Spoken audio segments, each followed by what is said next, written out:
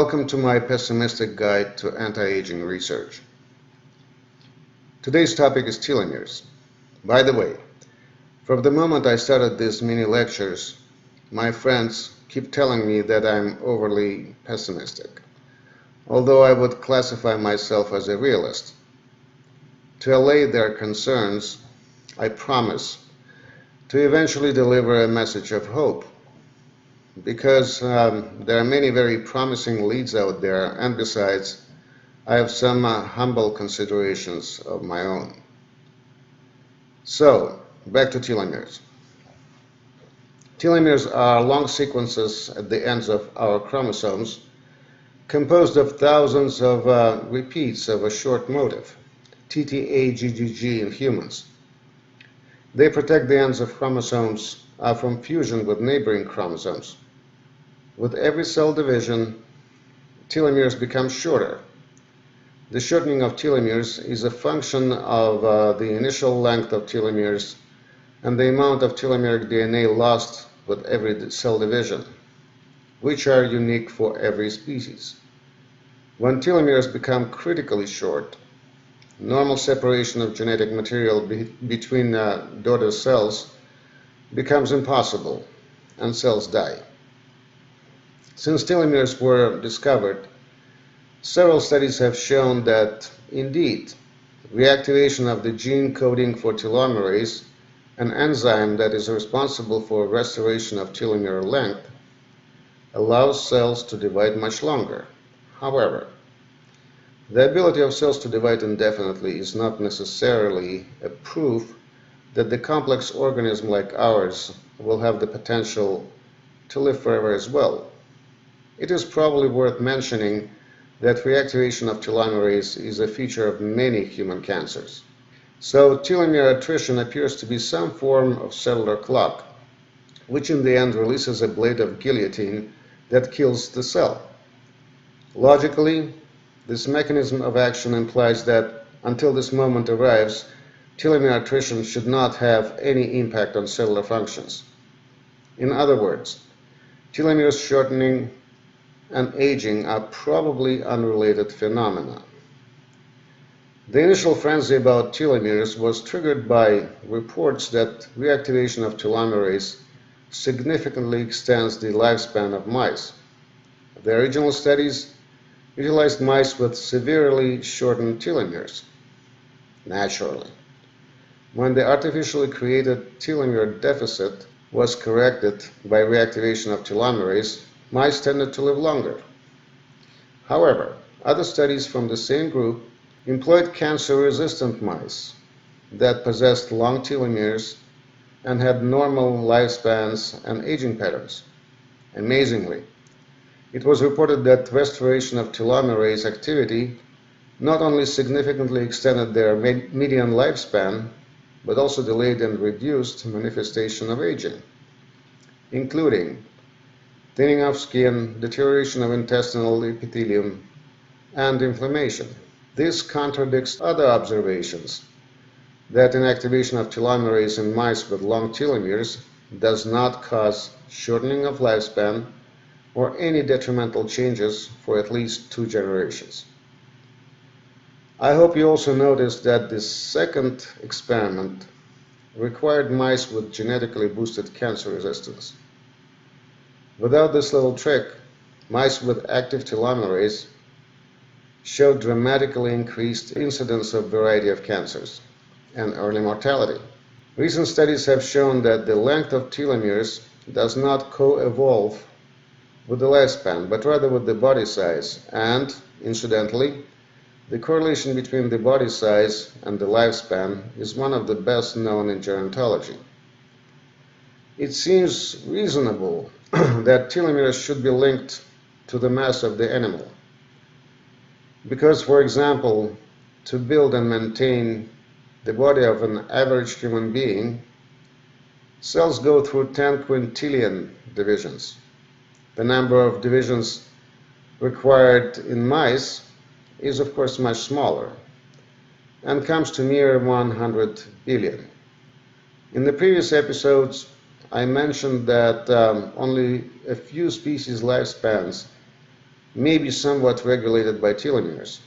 It has been shown that short-lived species like C. elegans and fruit fly have wide variations in the length of telomeres without any impact on lifespan.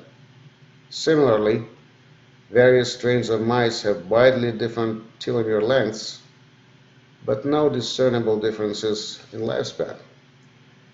Humans, on the other hand, are probably a different matter.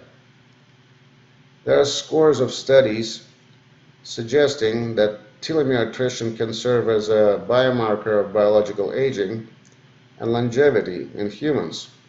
Despite the wealth of literature, most studies are correlational and, therefore, can serve only as a suggestion of involvement of telomeres in determining human lifespan. Even if they are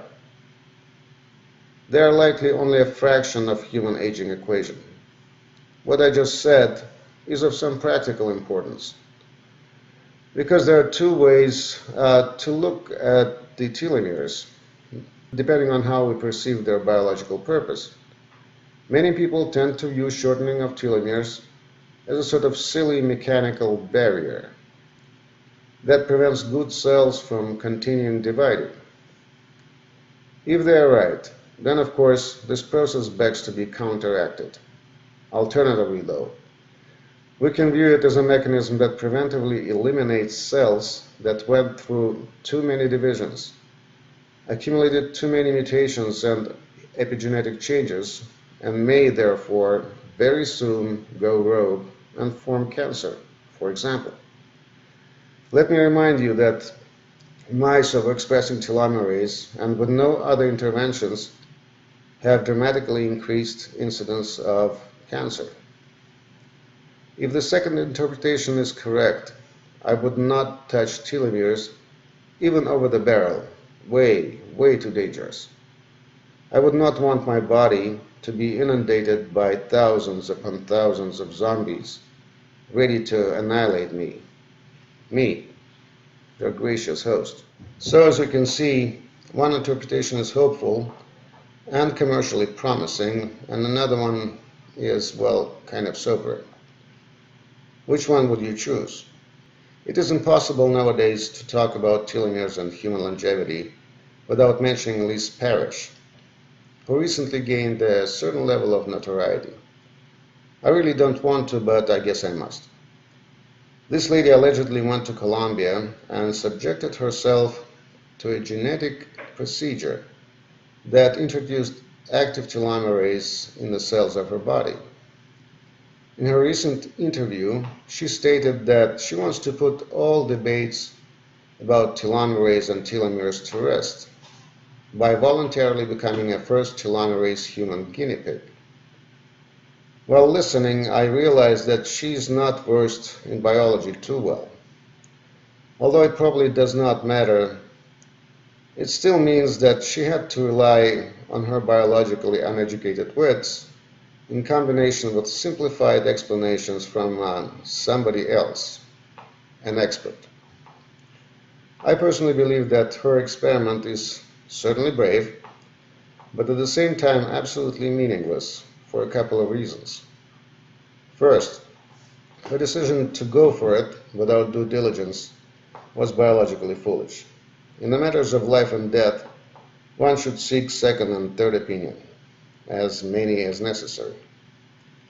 Second, we need tens of thousands, potential martyrs like her, to really ascertain the usefulness of telomere lengthening for extending human lifespan. Without any further ado, here are my conclusions.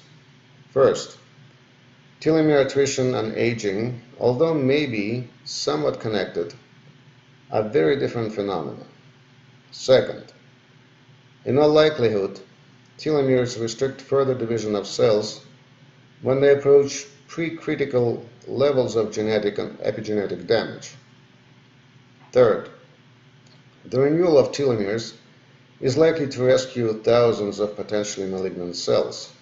Fourth, consequently, this approach cannot be utilized unless the contribution of other mechanisms of aging, including accumulation of mutations, and epigenetic shifts is addressed first. And finally, fifth, God help Liz Parrish.